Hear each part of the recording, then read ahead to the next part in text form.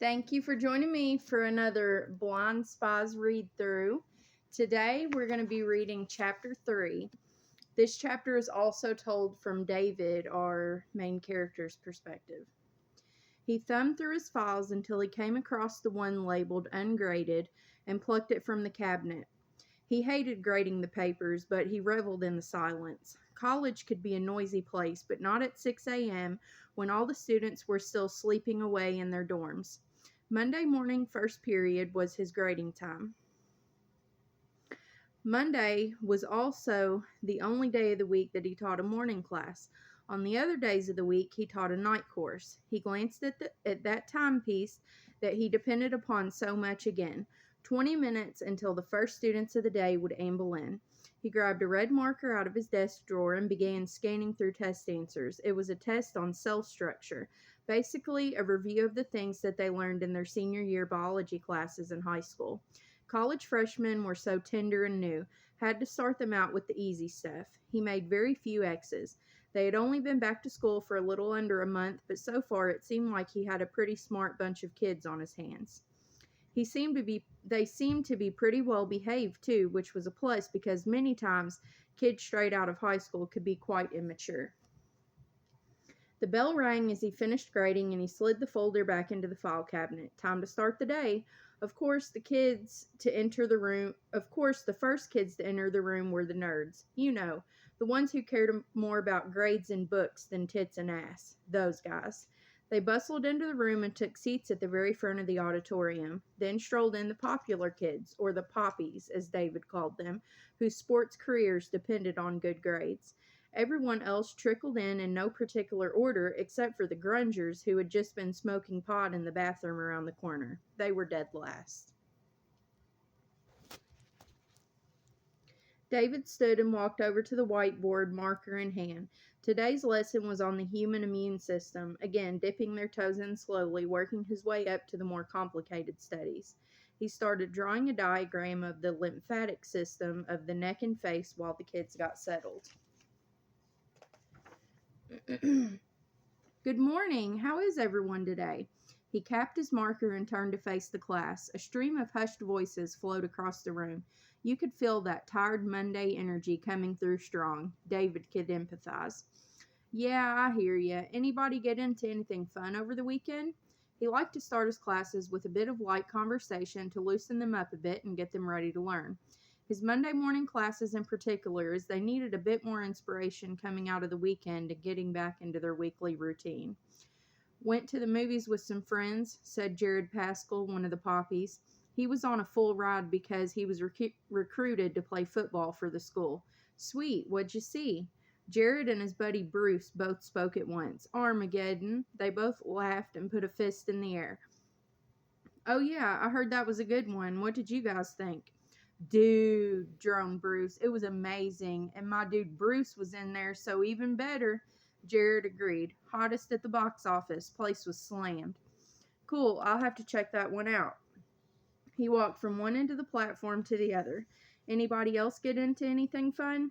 Just caught up on some studying for my English lit test that I have coming this week, chimed in Erica Trewsome. Apparently she missed the part about fun, but from what he knew of this girl so far, English lit may have actually been her version of fun. As boring as it was to everyone else, it took all kinds to make the world go round. I checked out a festival, said an unfamiliar voice at the back of the room. David had never seen this girl, but he was confused as he had no new students listed on his roster. Maybe a mistake had been made? He would figure it out later with the student center. Oh, what kind of festival? Music. She blew a large watermelon bubblegum bubble and let it deflate, hanging loosely from her lips before regathering the gum in her mouth. What kind of music? David leaned forward on his toes. He wasn't sure why he was so interested in hearing more, but he was. The main event was the Cranberries, but there were some other alt bands there too. It was pretty cool, a grunge type show. From the looks of the girl's attire, she fit right in with the grunge scene, yet she sat all alone at the back of the room while the rest of the grunge crew sat clustered together on the right side of the classroom. Sounds interesting. Did I catch your name, hun? Name's Jack. She shot him a half smile under her choppy brown hair. He noticed that she had beautiful teeth. Good to meet you, Jack. I'm Dr. David Vito. I don't think I saw your name on my roster, though. Michelle Jacqueline Cade, but only God and my mother are allowed to use my slave name.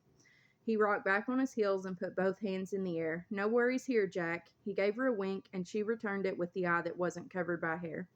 He couldn't put her finger on it, which was rare for him given how good he was at reading people, but there was definitely something about that girl. Her aura was different from the ones that the students around her carried.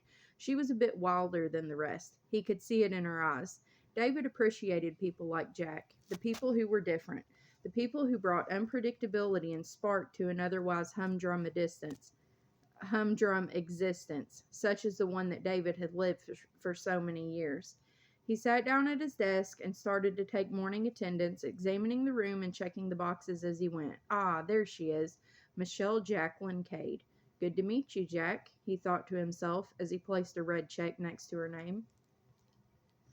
It had been one hell of a week at work. Between a million papers to grade and too much time in both the chem lab and the office, he was about ready to drop by Friday. He got a call from Drake just in time. Drakeland Maddox was David's longtime friend. They met in college, the roomies who never lost touch. It was rare to find a dorm mate in college who you actually meshed with well enough to form a long friendship, even after the diplomas were given. David took the Doctor of Biology route, while Drake chose the medical doctor route. He was a surgeon at Cedars-Sinai Medical Center in Los Angeles, California. He only came into town on occasion, but David was usually the first to know whenever he was planning a visit. Meeting up for drinks or lunch was pretty customary whenever Drake was in town. Dude, good to hear from you. Long time no talk. How you been doing, man? Not so good. Rebecca filed for divorce. Just found out about it yesterday. He and Rebecca had been married for going on 10 years. David was best man in their beautiful Bahama vacation wedding. He could hardly believe what he was hearing. Becca and Drake had always been the picture-perfect definition of what marriage should be, or so David thought. What? I'm so surprised to hear that. I thought you guys were perfect for each other. Yeah, I thought so too.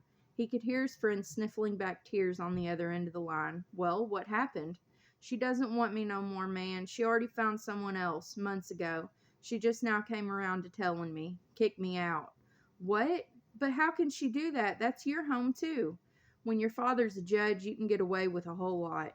Damn, that's fucked up. I know. Well, we'll be going to court soon to figure everything out. Her daddy ain't the judge in the case, though. How can he tell you what to do? I ain't even going to begin to get into all that. With the backing that Rebecca has, it wouldn't be worth the fight. Damn, man, that sucks. So where are you staying now?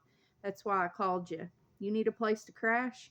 Just for a while. I've been wanting to get to town to see you for a while now anyway. Maybe a week or two. Just a little getaway to get my mind off Becca. Sure, bro. When are you coming to town? Need a ride from the airport? Well, I'm already here. I flew in earlier this morning. Damn, bro, no knock or nothing, David laughed. It would be good to spend some time with someone other than Wasabi for a change. Yeah, sorry, man. Sorry? For what? That's what friends are for. I'm about to leave work now. Meet you at my place? I'm already here, waiting outside. All right, man. Be right there. Drake was waiting outside of David's apartment building as promised. He looked different, more disheveled than usual, but for understandable reasons. Hey, man, greeted David, leaning in for a hug. You need anything? Maybe a shower? You trying to say I stink? Snickered Drake. Kinda. They were good friends. They picked on one another. It felt good to see him smile given the current circumstances. It was obvious that he was going through a hard time. Mi casa es su casa. Hop in the shower, make you something to eat. You know how it is around here. I really do appreciate this, man. Hey, not a problem. David waved his hand over his shoulder as he turned the key in the lock to his apartment. You've helped me out a lot too, bro. Wasabi did his usual leg weave ritual when David stepped over the threshold. He bent down to scratch him behind the ears, also as per usual. Damn, place has changed a little since I was here last. Yeah, I replaced all my furniture about a year ago. Too much here that reminded me of Patricia. Patricia was David's ex-live-in girlfriend. They were together for about a year when she stepped out on him with another man. He could definitely empathize with what his friend was going through right now. She left a lot behind when she left, and she had done a major part of the decorating around the apartment when she had lived there. So David did his best at erasing her and all traces of the fact that she had been there. Looks good. More like a man's house. David laughed. Yeah, no more airs of feminism around anymore. Patricia was always such a girly girl. High maintenance. Sometimes she got on my fucking nerves to no end, but I did love the girl. Probably the most I've ever cared about a female. I know you did, man. And you were there for me when I was tore up over her. So this is me returning the favor. David walked to the fridge and retrieved two long necks. You look like you could use one of these. He handed the beer off to his friend, who gladly accepted. Yeah, I love Rebecca too. Probably always will. She was such a huge part of me that I don't even know where to go from here. We spent 12 years of our lives together. How do you adjust from that? How do people just go on living when you feel like you've literally lost half of your being? Hey, man. He gripped his friend's shoulder and gave him a gentle shake. I know it's hard. I can't say that I know exactly what you're going through because you and Becca were actually married with children and had a whole lot more invested than I ever have. But I do know that it hurt when Patricia left, but time helps a lot. I still feel the sting if I see something that makes me think of her, but as the years go by, I find myself thinking about her less and less. I'd find a hobby or another bitch to fuck. Drake busted out laughing at that one. Hey now, I ain't the wild hare that I used to be. No, you're not, but you could always return. Really help take your mind off things. Anyone ever told you that you're a fucking dog, Vito? I suppose I've heard that a time or two. Finish your beer and grab a shower. We're going out. The place was dingy and cheap. It was the place that David went when he wanted to get drunk on a discount. For a man who made the money that he did, he was unusually conservative. You could smell the cigar smoke and cheap perfume from the parking lot. It was almost like deja vu. Drake was with him the last time he visited this bar, too. Hey man, can I see some ID? Asked the muscle bound guard that was standing by the entrance. David hadn't been carded in years. Seriously, I'm almost 34 years old. He pulled his license from his wallet. Sorry, my dude, we got into some trouble with excise here a while back and almost lost our license. All part of standard procedure now. He quickly compared the picture to the face and handed the card back before moving on to Drake, who already had his ID ready. All right, fellas, have a good time. You know the rules, and if you don't, you can find them posted inside. David had been to this place plenty. He was well aware of the rules. You could look, but you couldn't touch. The place was cheap, but the women were usually of superb quality in both looks and performance. Definitely one of the most underrated strip joints in Miami. They walked through the beaded curtain just as the notes of Black Velvet started to play. Such a sultry tune. They didn't pay too much mind to the stage, instead heading straight for the bar where a scantily clad cocktail waitress was serving up drinks. Hey fellas, name's Madam Lotus. What can I get for y'all?